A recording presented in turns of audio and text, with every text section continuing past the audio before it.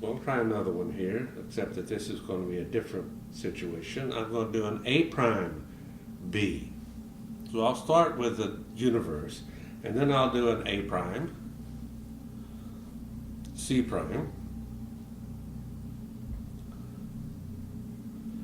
and an A.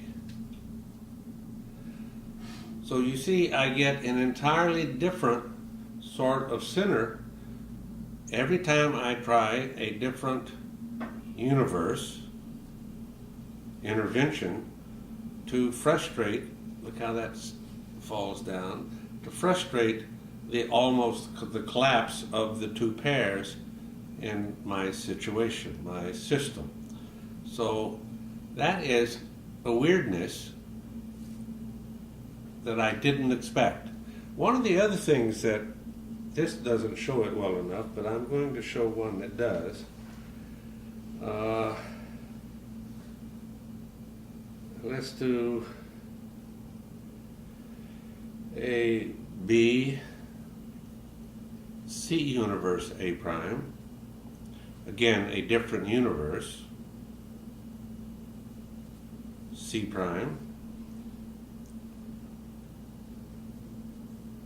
A. And there is the figure. I'm going to just clean the top for a second, because what I want to do is to show that that center fluctuates fairly easily into different sorts of configurations, mostly with rounded features, because I do not pull the sides apart from each other, and it affords me a chance to think about what happens, say, to complex DNA molecules as they are floundering around in the slurry, which is our bloodstream, and formulating themselves and folding up and doing the things topologically. Here, let's do this at this figure. B, A universe A prime, which is the original figure I started with. C prime. A. And there's the figure. I clean the top, and I'm going to add the diamonds on.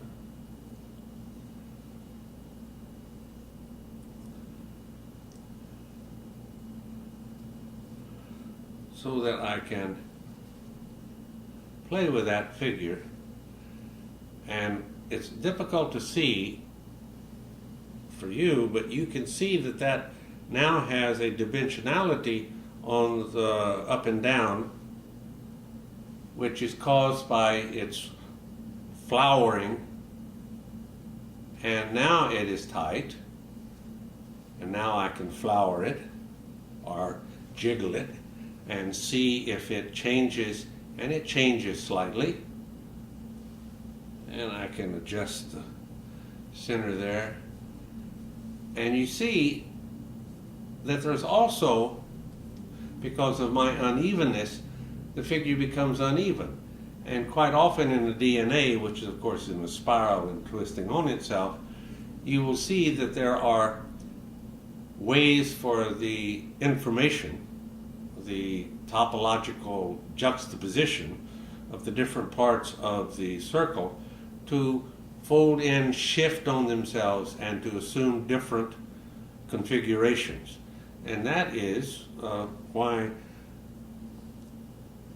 a man that I met one time, who was head of the biochemical department in the University of Northern Arizona, who was a Navajo man, told me about the best biochemical students he had were Navajo students, because they had a built-in three-dimensional sense of what was happening in the folding of the biochemicals in the bloodstream, because of their experience playing the strings.